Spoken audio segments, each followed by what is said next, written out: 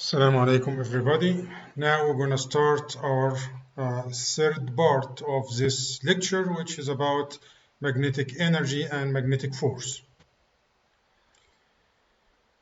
So there is more than one way to evaluate the magnetic energy, but let us talk about this from physics or in a similar way to what we know about the capacitor. We know that the capacitor is a device that can store electric energy so that you can charge the capacitor up to a certain volt, then you disconnect the capacitor out of the circuit and it will be charged. You can, for example, connect a LED across the terminals of the capacitor. The LED will consume the electric energy stored in the capacitor for a while and deplete the capacitor. So the capacitor is like a device to store electric energy. In a similar way, the conductor is a device that stores magnetic energy. And the magnetic energy is stored by inserting or forcing current inside the inductor. So when the inductor is, for example, like you short circuit the two terminals of the inductor, it will be discharged or disenergized. If you push current into the inductor, there will be some magnetic energy stored in the inductor.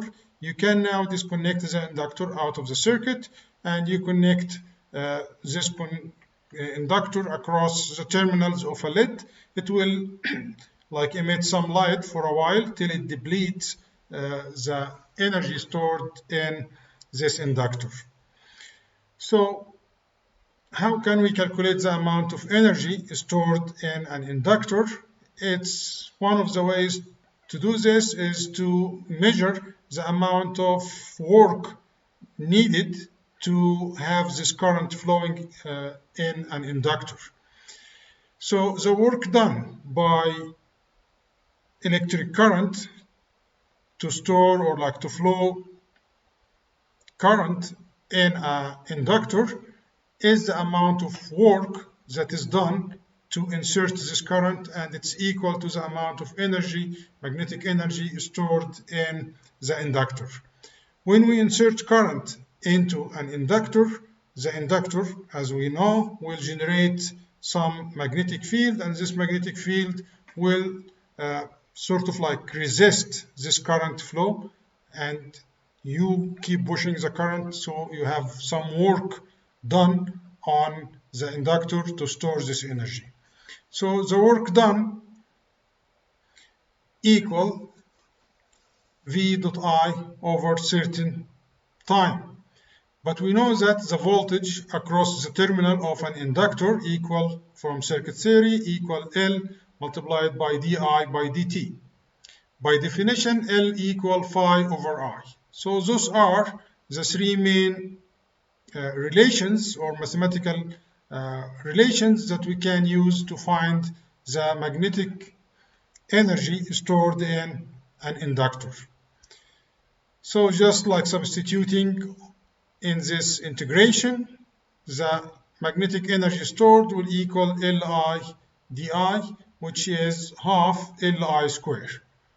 And substituting this expression for L, it will be half phi multiplied by I. So this is for the case of a single inductor. This is the amount of energy stored in the inductor.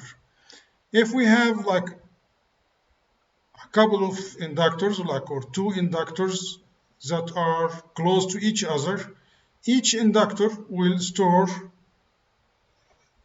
magnetic energy, and there will be also magnetic energy stored in the mutual inductance between the two inductors, and the total magnetic energy stored in this system will equal half self-inductance current square, half the second self-inductance current square, plus the mutual inductance multiplied by I1 cross I2. So this is the expression if we have two inductors.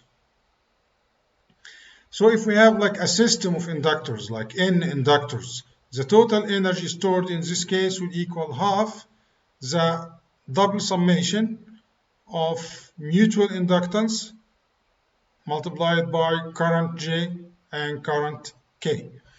So this one includes all kinds of uh, like energy stored. It includes the self-inductance and the mutual inductance. So for like self-inductance, we have like here we have half L11 I1.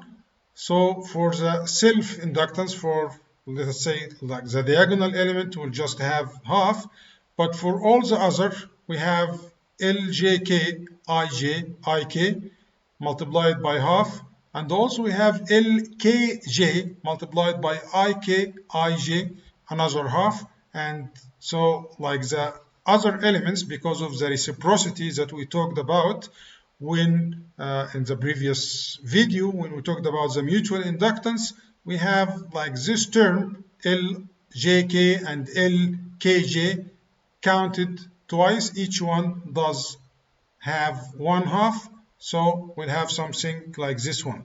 The mutual inductance or the energy stored in the mutual inductance doesn't have this coefficient of 0.5. Why? Because it's counted twice, half in this, half in each one of them. So this is the expression for the total magnetic energy stored in like a system of n inductors with the mutual inductance and currents. We can also easily find the expression in terms of the phi k multiplied by ik. The half, the flux in each circuit or in each conductor, the total flux multiplied by the current. And we know that the magnetic flux equal B, total B of course, dot ds, or it's equal to A dot dl over the contour, or like across the contour that define the circuit number K.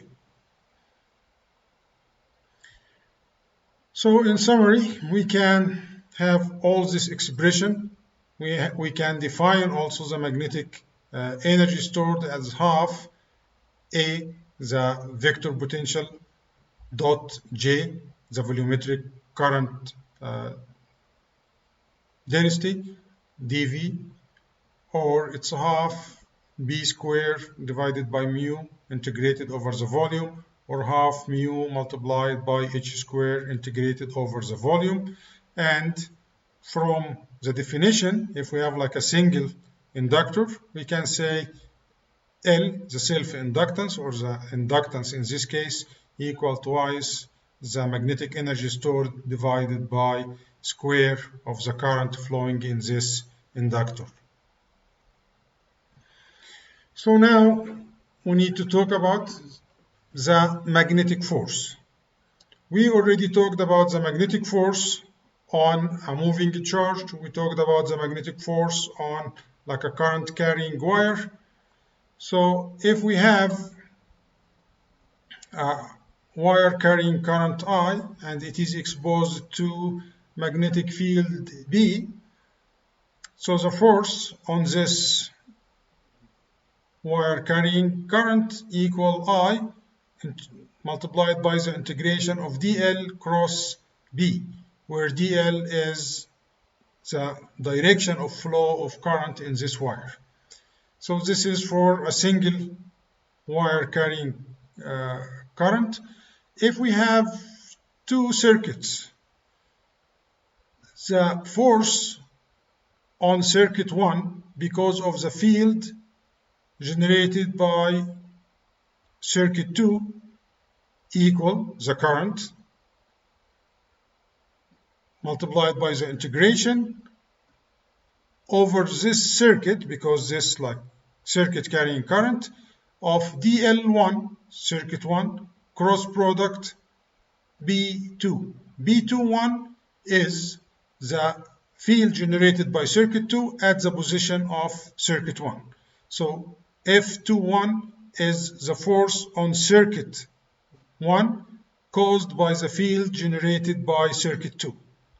So this is the expression. It's very similar to this one, but now we have the source that is mentioned first and the destination or the observation mentioned second. So this is the force on circuit 1 caused by the field generated by circuit 2.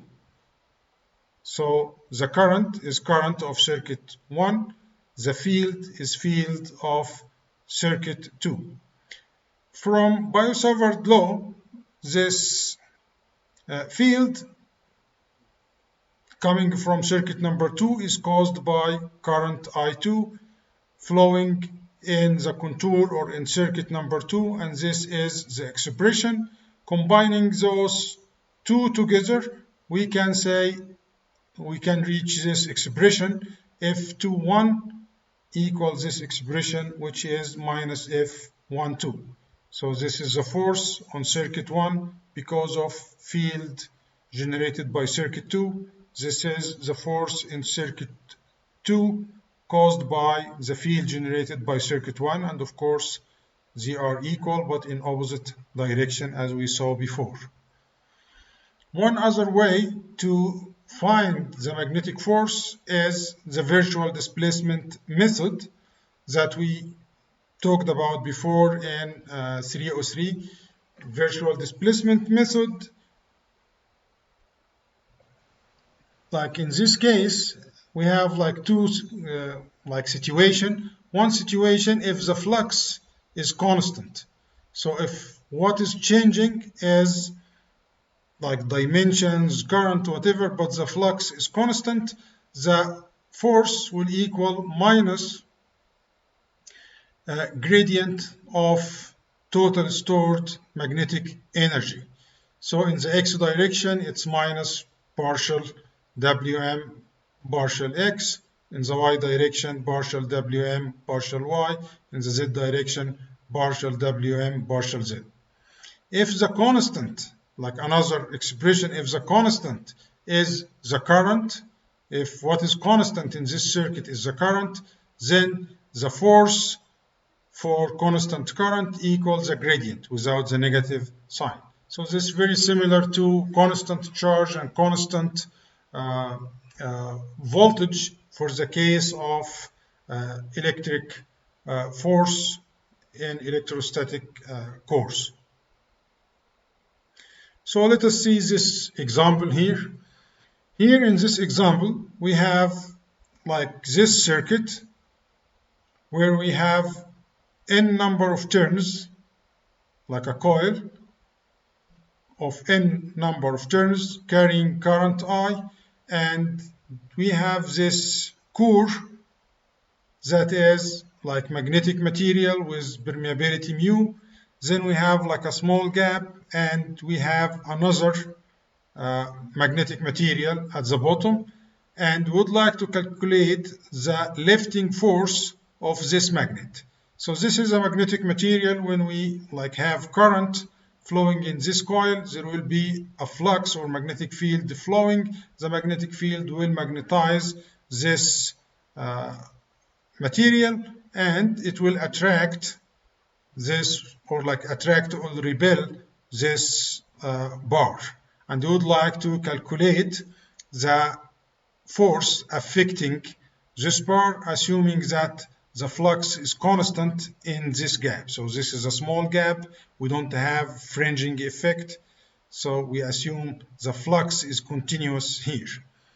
So if we look to this circuit, we need to find a way to solve for this problem. I would like everyone to pause the video now and think about a way to solve this problem. Try to think about how to solve it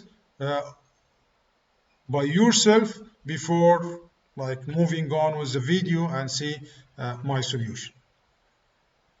So now I assume that you did so, and you are like have an idea about how to solve it, or you already solved it, and you are coming to continue the video. to like confirm your solution. So let us see how to solve this. So this problem like is solved by like magnetic circuit. So the easiest way to solve this is by magnetic circuit. We have magnetic motive force, which is in I, and we have some reluctance. We have reluctance in this part, we have reluctance in this part, we have reluctance in the two air gaps. So the total energy stored in this circuit, let us talk about the energy stored in these gaps. So this will equal twice, because we have two gaps, half beta squared over mu multiplied by the volume. And the volume equal the cross section S multiplied by the separation, and we call the separation Y. So the total energy stored, total magnetic energy stored, depends only on Y. So this is the only variable. When we apply the gradient, the only parameter, the only component is the Y component, and it is in the negative Y. Negative Y, because of the negative sign. Where is negative Y? It's the direction of decrease of Y. So the force is in the direction of decrease of Y, in the direction of decrease of the gap. So the force is in this direction, which equal, like this is the expression for the force. And this way, using the virtual displacement method under the assumption of constant flux, we have like a solution for this problem. So now we have like a homework number 3. It will be due in a week, and this like homework you solve it in your home and upload it to the USM system. I will send some instruction by email about how like to apply this, and also like we'll give more information about our interaction together in this distant education period. Thanks everybody, and hope that this video is useful along with the slide document. And as I said, more instructions about how to interact in this distant education further will be sent shortly. Thank you.